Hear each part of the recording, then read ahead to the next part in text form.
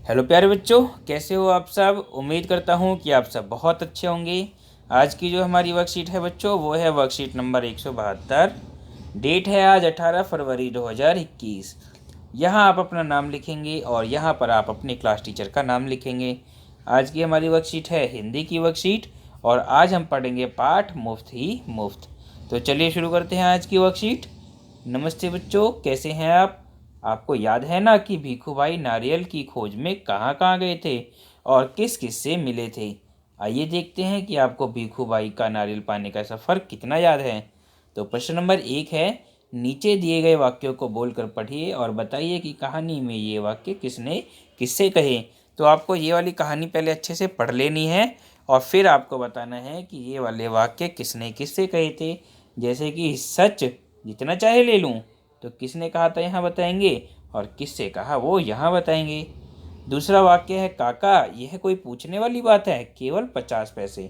तो किसने कहा यहाँ बताएंगे और किससे कहा यहाँ पर बताएंगे। फिर तीसरा जो वाक्य है, खाना है तो जाना है, किसने कहा यहाँ बताएंगे और किससे कहा यहाँ बताएंगे। अब प्रश्न नंबर 2 है, इस कहानी के मुख्य पात्र भीखू भाई हैं, उनकी कोई 2 विशेषताएं बताइए। तो आपको 2 विशेषताएं बतानी है।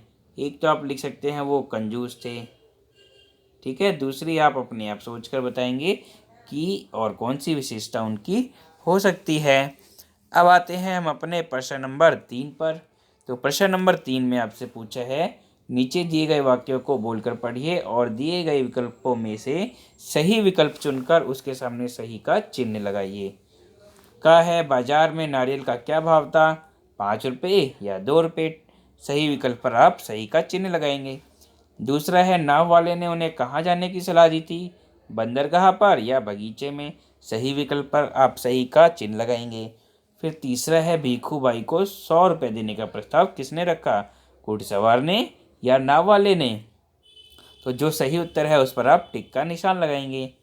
आगे है प्रश्न नंबर 4, पाठ में आए निम्नलिखित शब्दों को अपने वाक्यों में प्रयोग कीजिए।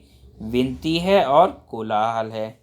विनती में आप इसका वाक्य लिख सकते हैं, मैंने उससे बहुत विनती की पर उसने मेरी एक ना मानी। कोलाहल के लिए आप लिख सकते हो कि बाजार में बहुत कोलाहल हो रहा था। अब प्रश्न नंबर 5 है, बच्चों लॉकडाउन के बाद अब धीरे धीरे अनलॉक की प्रक्रिया शुरू हो गई है। मान लीजिए कि ऐसे में आपको अपनी बुआ जी की शादी में किसी ऐसी जगह जाना पड़ रहा है जहां मोबाइल नेटवर्क कम होने के कारण आप फ़ोन द्वारा विद्यालय का कार्य करके नहीं भेज पाएंगे। यह कारण बताते हुए अपने विद्यालय के प्रधानाचार्य या प्रधानाचार्य जी को 1 सप्ताह के अवकाश के लिए प्रार्थना पत्र लिखिए।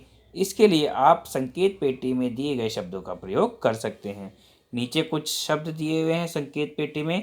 इन शब्दों का प्रयोग करते हुए आपको अपने प्रधानाचार्य को पत्र लिखना है कि आप अपनी बुआ जी की शादी में जा रहे हैं और वहां पर मोबाइल नेटवर्क कम होने के कारण आप विद्यालय द्वारा दिया हुआ कार्य पूरा नहीं कर पाएंगे, तो इसलिए आपको 1 सप्ताह का अवकाश चाहिए।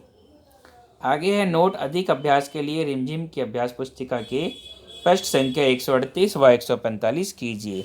आपकी जो हिंदी की वर्कबुक है उसका पेज नंबर 138 और 145 करना है और उसकी फ़ोटो लेकर व्हाट्सएप ग्रुप में भेजनी है। तो उम्मीद करता हूँ आपको ये वर्कशीट समझ में आ गई होगी और मिलते हैं अब अगली वर्कशीट में। तब तक के लिए सभी बच्चों को bye bye and thank you.